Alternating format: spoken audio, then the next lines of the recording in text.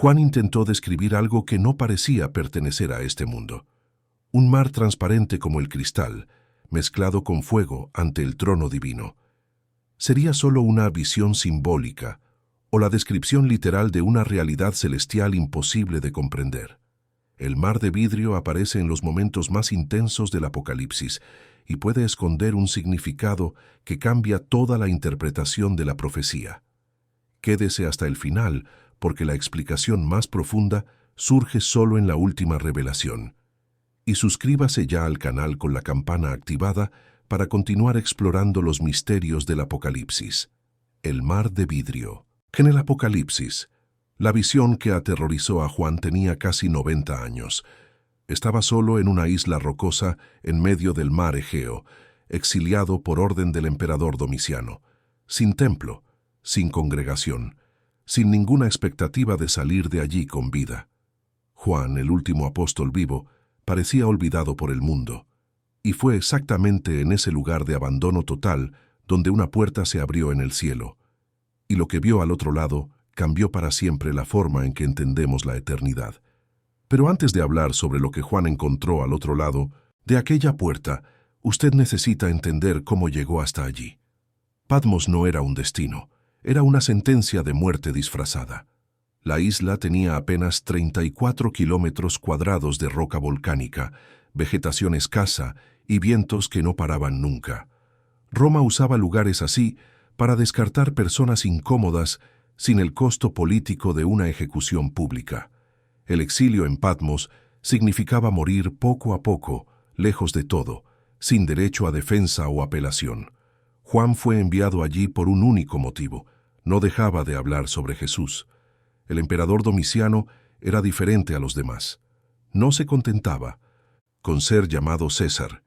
Exigía que todos los súbditos del imperio lo adoraran como Señor y Dios. Rechazar esa adoración era un crimen de traición. Para los cristianos era imposible obedecer. Ellos ya tenían un Señor, y no era romano. Piense en la situación de Juan en aquel momento.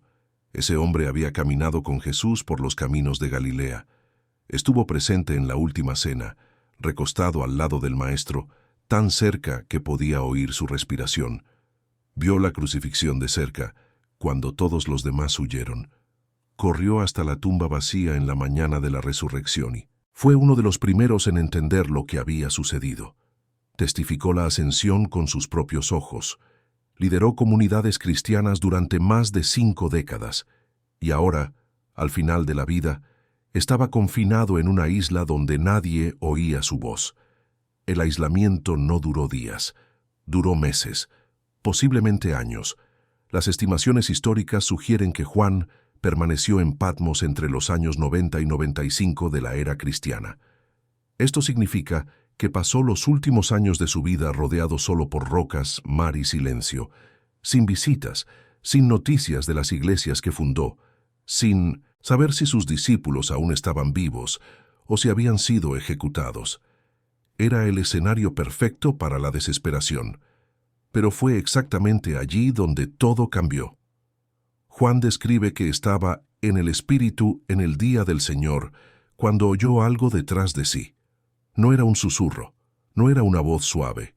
El texto griego compara el sonido con una trompeta de guerra, el tipo de instrumento usado para convocar ejércitos y anunciar la llegada de reyes. Era imposible ignorar, era imposible confundir con la imaginación. Se volvió para ver quién hablaba, y lo que encontró casi lo mata. No era un ángel común, no era una figura etérea y reconfortante, era el propio Cristo, pero no como Juan lo conocía. Los cabellos eran blancos como lana pura y nieve, los ojos ardían como llamas de fuego, los pies parecían bronce bruñido, calentado en un horno hasta el punto de fusión. La voz era como el estruendo de muchas aguas, no una cascada, sino un océano entero hablando al mismo tiempo. En la mano derecha sostenía 7 estrellas. De la boca salía una espada aguda de 2 filos. El rostro brillaba como el sol al mediodía, en su punto máximo de intensidad. Juan cayó como muerto. Este detalle es crucial y no puede pasar desapercibido. El apóstol que tenía más intimidad con Jesús que cualquier otro ser humano vivo que era llamado el discípulo amado, que había recostado la cabeza en el pecho del Maestro durante la última cena. Ese hombre no pudo permanecer de pie ante la gloria revelada. La familiaridad terrenal no preparaba a nadie para la manifestación celestial. El Jesús que Juan conoció caminando por los caminos polvorientos de Palestina ahora se mostraba en su verdadera dimensión. Y esa dimensión era demasiado grande para que un cuerpo humano la soportara. Pero eso era solo el comienzo. Después de recibir mensajes específicos para 7 iglesias de Asia Menor, mensajes que alternaban entre elogios duros y reprensiones amorosas, Juan oye nuevamente aquella voz de trompeta, solo que esta vez no viene de detrás de él, viene de arriba. El capítulo 4 del Apocalipsis comienza con 4 palabras que lo cambian todo. Una puerta abierta en el cielo. Juan mira hacia arriba y ve una abertura en la propia estructura de la realidad. Y la voz que él ya conocía dice algo que ningún ser humano había oído antes, con tanta claridad. Sube acá, y yo te mostraré las cosas que sucederán después de estas. Inmediatamente, el texto insiste en enfatizar que no hubo intervalo. Juan se encuentra en espíritu ante un trono. Lo que ve a partir de ese momento desafía cualquier intento de descripción. No era un trono cualquiera. El texto griego usa la palabra tronos más de 40 veces a lo largo del Apocalipsis, y solo en los capítulos 4 y 5 aparece 20 veces. Todo gira alrededor de ese trono, todo existe en relación con él. Es el centro gravitacional de toda la visión. Quien estaba sentado no es descrito en forma humana. Juan no ve un rostro, no ve un cuerpo, ve colores. Apariencia de jaspe y de cornalina, piedras que varían entre el rojo sangre profundo y el verde cristalino, dependiendo de cómo la luz las atraviese. Alrededor del trono, un arco iris que no tenía 7 colores como los nuestros. Tenía solo uno, verde esmeralda, envolviéndolo todo como un halo de luz imposible. Relámpagos salían del trono. Truenos salían del trono. Voces salían del trono. No eran fenómenos naturales, eran expresiones continuas de poder y juicio que no cesaban ni por un instante. Delante del trono, 7 lámparas de fuego ardían permanentemente, identificadas como los 7 espíritus de Dios. La intensidad visual y sonora era tan extrema que Juan necesitó recurrir a comparaciones para intentar transmitir mínimamente lo que estaba experimentando. Y entonces mira hacia abajo. Lo que ve ante el trono paraliza la narrativa. Había un mar, pero no era agua. Juan lo describe como un mar de vidrio semejante al cristal, una superficie lisa, sólida, transparente, absolutamente inmóvil, extendiéndose ante el trono como un piso infinito. Ninguna ola, ninguna oscilación, ningún movimiento de ningún tipo. A primera lectura, esta imagen puede parecer solo un detalle poético, algo hermoso pero secundario, un elemento decorativo de la visión celestial. Esta interpretación no podría estar más equivocada. Para entender por qué Juan quedó aterrorizado, y lo quedó, usted necesita entender lo que el mar significaba para un judío del primer siglo. Y eso lo cambia absolutamente todo. El mar era terror absoluto. En la cosmología hebrea, el mar no era simplemente una gran cantidad de agua. Era el símbolo máximo del caos primordial, de las fuerzas indomables que existían antes de la creación y que constantemente amenazaban con destruir el orden establecido por Dios. En el libro de Génesis, antes de que cualquier cosa existiera, el Espíritu de Dios se movía sobre la faz de las aguas. El abismo era oscuro, sin forma, hostil. La creación fue justamente el acto de imponer orden sobre ese caos acuático. Los monstruos de la Biblia habitaban el mar. Leviatán, descrito en Job como una criatura que ningún hombre podía domar, vivía en las profundidades. Los salmos hablan de Dios aplastando las cabezas del Leviatán. El profeta Isaías menciona la espada del Señor hiriendo al dragón que está en el mar. Para los hebreos el océano no era un lugar de aventura o comercio. Era donde moraba el peligro. Considere también la experiencia histórica de Israel. Los hebreos no eran un pueblo navegante. Mientras los fenicios dominaban las rutas marítimas del Mediterráneo y construían imperios comerciales, los israelitas preferían tierra firme. El mar era una barrera, no un camino. Cuando el pueblo huyó de Egipto, el Mar Rojo representaba una muerte segura. 400.000 personas acorraladas entre un ejército y un abismo. Dios necesitó abrir las aguas para que sobrevivieran. Cuando Jonás intentó huir de la presencia del Señor, fue tragado por el mar y pasó 3 días en el vientre de un pez. El mar era donde las cosas salían del control humano. Ahora vuelva a la visión de Juan. Él está ante el trono del Dios Todopoderoso. Relámpagos y truenos estallan continuamente. Criaturas imposibles rodean el lugar. Ancianos coronados se postran en adoración. Y justo allí, ante toda esa gloria, existe un mar.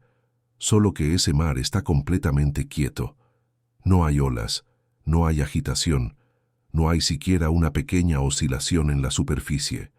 El mar que aterroriza a la humanidad desde el principio de los tiempos está inmóvil como vidrio sólido, transparente como cristal puro, reflejando la gloria del trono como un espejo infinito. Juan no está viendo a Dios luchar contra el caos. Está viendo el caos ya vencido, derrotado, silenciado, transformado en piso decorativo. Esta percepción no era reconfortante en el sentido común de la palabra, era aterrorizante de una forma completamente diferente, porque revelaba un nivel de poder tan absoluto que transformaba lo imprevisible en estático, lo amenazante en ornamental, lo indomable en mobiliario celestial. El mar de vidrio no se movía porque no tenía permiso para moverse. El silencio de aquella superficie comunicaba más de lo que cualquier tempestad podría comunicar. Era la quietud del dominio total. La paz que viene no de la ausencia de amenazas, sino de la autoridad completa sobre todas ellas. Pero Juan aún no lo había visto todo. Alrededor del mar de vidrio y del trono, observa criaturas que intensifican la extrañeza de la escena a un nivel casi insoportable. 4 seres vivientes ocupaban posiciones alrededor del trono. El primero tenía apariencia de león, el segundo de becerro, el tercero tenía rostro humano, el cuarto parecía un águila en pleno vuelo. Cada uno poseía 6 alas. Y aquí viene el detalle más perturbador. Estaban cubiertos de ojos, por delante, por detrás, por dentro, por fuera, ojos por todas partes. Estos seres no dormían, no descansaban, no paraban, día y noche, sin ninguna interrupción, repetían las mismas palabras: Santo, Santo, Santo es el Señor Dios Todopoderoso, el que era, el que es y el que ha de venir. ¿Qué significa tener ojos por todos lados? Significa que absolutamente nada escapa a la observación, ningún detalle, ningún secreto, ninguna intención oculta. Estos seres no solo adoran, ellos testifican, lo ven todo, y rodean el trono y el mar de vidrio, creando una atmósfera de vigilancia total que se suma a la transparencia del propio mar. En aquel lugar nada está escondido, nada puede ser escondido. Juan también observa a 24 ancianos sentados en 24 tronos menores, formando un círculo alrededor del trono central. Vestidos de blanco, con coronas de oro en la cabeza, parecían figuras de autoridad, pero cada vez que los 4 seres vivientes proclamaban la santidad de Dios, los ancianos hacían algo extraordinario. Se levantaban de sus tronos, se postraban con el rostro en el suelo y lanzaban sus coronas delante del trono central. Observe la dinámica que Juan está presenciando. Hasta los coronados se inclinan. Hasta aquellos que recibieron honra reconocen que su honra es derivada, prestada, temporal. Las coronas no les pertenecen a ellos, pertenecen a aquel que está sentado en el trono, y ellos se encargan de devolverlas continuamente. Nadie permanece exaltado ante el Altísimo, ni siquiera los exaltados, y todo esto sucede sobre el mar de vidrio. El caos domado sirve literalmente como suelo para la adoración eterna. Aquello que aterrorizaba a generaciones enteras ahora es solo la superficie donde los redimidos pisan. Pero la historia del mar de vidrio no termina en el capítulo 4. En el capítulo 15 del Apocalipsis, Juan ve esa misma superficie nuevamente, y algo ha cambiado drásticamente. El mar de vidrio ahora está mezclado con fuego. La escena es aún más intensa que la primera. Juan describe a personas en pie sobre el mar, no al lado de él, sino sobre él. Son identificados como los vencedores de la bestia, aquellos que resistieron la presión del sistema mundial, que no adoraron la imagen del anticristo, que no recibieron su marca en la mano o en la frente. Sostienen arpas y cantan, pero no cantan cualquier música, cantan el cántico de Moisés y el cántico del Cordero simultáneamente.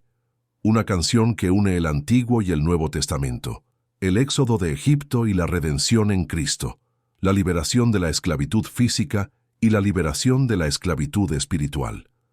La letra exalta las obras de Dios como grandes y maravillosas, sus caminos como justos y verdaderos. ¿Qué significa el fuego mezclado con el vidrio? Esta pregunta ocupó a estudiosos por siglos. Algunas interpretaciones sugieren que el fuego representa el juicio. El mar, ya domado, ahora también purifica. Otros ven una conexión directa con el éxodo de Israel, cuando el pueblo atravesó el Mar Rojo, mientras una columna de fuego los guiaba durante la noche. Agua y fuego juntos representarían salvación y protección simultáneas. Pero existe otra posibilidad aún más impresionante. El fuego dentro del vidrio puede indicar que el mar no fue solo dominado, fue transformado. Aquello que representaba una amenaza pasó a ser un instrumento activo de la gloria de Dios. El caos no fue solamente silenciado, fue convertido, redimido, integrado al escenario celestial como parte de la propia manifestación divina. ¿Y quién está en pie sobre ese mar de vidrio y fuego? Personas que vencieron. No vencieron por fuerza propia. No vencieron por estrategia política o militar. Vencieron por perseverancia, por fidelidad, por negarse a negar aquello que sabían que era verdad, incluso cuando esa negativa costaba todo. El mar que antes simbolizaba terror, ahora sirve como plataforma para los redimidos. Ellos, literalmente, pisan sobre el caos vencido mientras adoran al Dios que venció por ellos. Esta inversión es demasiado poderosa para ser ignorada. Pero ¿de dónde viene esta imagen del mar ante el trono? ¿Juan la estaba inventando? ¿Era pura imaginación profética? ¿O existía algo en la historia de Israel que preparaba el camino para esta revelación? La respuesta está en el Templo de Salomón. En el libro de Primero de Reyes, capítulo 7, encontramos la descripción detallada de un objeto extraordinario. Durante la construcción del templo en Jerusalén, Salomón ordenó la fabricación de una enorme fuente de bronce que recibió un nombre específico: el mar. Esta estructura tenía dimensiones impresionantes: 5 codos de altura, aproximadamente 2 metros y 20 centímetros, 10 codos de diámetro, cerca de 4 metros y 40 centímetros. El borde estaba labrado como la flor de un lirio abierto. La capacidad era de 2.000 batos, algo en torno a los 40.000 litros de agua. El mar de bronce descansaba sobre 12 bueyes también de bronce, agrupados en conjuntos de 3, cada conjunto orientado hacia una dirección cardinal: norte, sur, este y oeste. Era una obra de ingeniería y arte extraordinaria para la época. ¿Para qué servía ese mar? Para la purificación ritual. Los sacerdotes necesitaban lavarse antes de servir en el templo. Necesitaban estar ceremonialmente limpios para entrar en la presencia de Dios. El agua del mar de bronce representaba preparación, limpieza, adecuación para el servicio sagrado. ¿Sería el mar de vidrio celestial una versión glorificada del mar del templo? La posibilidad es consistente con toda la teología bíblica. El libro de Hebreos explica que el tabernáculo terrenal, y por extensión el templo, era una figura y sombra de las cosas celestiales. Moisés recibió instrucciones detalladas para la construcción del tabernáculo porque estaba reproduciendo, a escala terrenal y con materiales terrenales, patrones que ya existían en la dimensión divina. Si el templo de Salomón seguía ese modelo, entonces el mar de bronce era una representación imperfecta de algo mucho mayor. En el cielo el mar no es de bronce, es de vidrio. No contiene agua que necesite ser cambiada. Es sólido, cristalino, permanente. No es usado para purificación continua. La purificación ya está completa. Esto indica algo teológicamente revolucionario. Ante el trono celestial, no hay más necesidad de rituales preparatorios. La santidad no se busca, ya ha sido establecida. El mar de vidrio no es una herramienta de trabajo, es un monumento, testimonio eterno de que el caos fue subyugado de una vez por todas y la pureza fue consumada para siempre. Existe aún otra conexión que no puede ser ignorada. Aproximadamente 600 años antes de que Juan tuviera su visión en Patmos, otro hombre tuvo una experiencia notablemente semejante. Su nombre era Ezequiel y él también era un exiliado. En el primer capítulo del libro que lleva su nombre, Ezequiel describe una visión del trono de Dios que contiene elementos paralelos a los que Juan vería siglos después. Ve 4 seres vivientes, cada uno con 4 rostros y 4 alas. Sobre ellos, una expansión impresionante, brillante como el cristal, y sobre esa expansión, algo semejante a un trono de piedra de zafiro. La palabra hebrea que Ezequiel usa para describir esa expansión cristalina es raquía, el mismo término usado en Génesis para el firmamento que Dios creó en el segundo día, separando las aguas de arriba de las aguas de abajo. Ezequiel ve una superficie sólida, brillante, que sostiene el propio trono divino. 2 profetas, 2 exilios, 600 años de distancia, y ambos describen la misma realidad, una superficie cristalina ante el trono, seres vivientes con características animales y humanas, gloria indescriptible, emanando del centro. El mar de vidrio no era una invención de Juan, era una revelación consistente a través de los siglos. Dios mostró la misma verdad a hombres diferentes, en épocas diferentes, usando imágenes que sus mentes podían procesar. Y el mensaje era siempre el mismo. Existe un trono por encima de todos los tronos, y ante él, el caos está en paz. Pero ¿qué significaba esta visión específicamente para Juan en aquel momento de su vida? Estaba preso en una isla por orden de un imperio que parecía absolutamente invencible. Roma dominaba todo el mundo conocido, desde la fría Britania hasta el ardiente Egipto, desde Hispania en el occidente hasta Mesopotamia en el oriente. Sus ejércitos eran implacables. Su burocracia alcanzaba cada aldea y cada ciudad. Su sistema religioso exigía la adoración al emperador como condición básica para participar en la vida civil. Los cristianos que se negaban a quemar incienso ante la estatua de Domiciano eran tratados como traidores. Perdían empleos, perdían propiedades, perdían familias. Muchos perdían la vida. Desde el punto de vista humano, el caos estaba venciendo. Las 7 iglesias de Asia Menor que Juan conocía y amaba enfrentaban presiones inimaginables. Éfeso había perdido su primer amor. Esmirna sufría persecución violenta y pobreza extrema. Pérgamo toleraba a falsos maestros. Tiatira estaba siendo seducida por una falsa profetisa. Sardis tenía reputación de estar viva, pero estaba espiritualmente muerta. Filadelfia permanecía fiel, aunque débil. La Odisea era tibia, ni fría ni caliente, creyéndose rica cuando en realidad era miserable y ciega. El mundo parecía completamente fuera de control para cualquier persona que siguiera a Cristo. Y entonces Juan es arrebatado al cielo. Ve el trono, ve el mar de vidrio, ve el caos dominado, y entiende algo que cambiaría la perspectiva de generaciones enteras de cristianos. Lo que parece descontrolado en la tierra ya está absolutamente resuelto en el cielo. Esta no era solo una visión hermosa, era una revelación estratégica de resistencia espiritual. Los cristianos perseguidos no necesitaban vencer a Roma con armas, no necesitaban conquistar el poder político, no necesitaban manipular sistemas o formar alianzas con los poderosos. Necesitaban solo una cosa: permanecer fieles, confiando en que la realidad celestial era más verdadera que cualquier apariencia terrenal. El mar de vidrio era la prueba visual de esa verdad.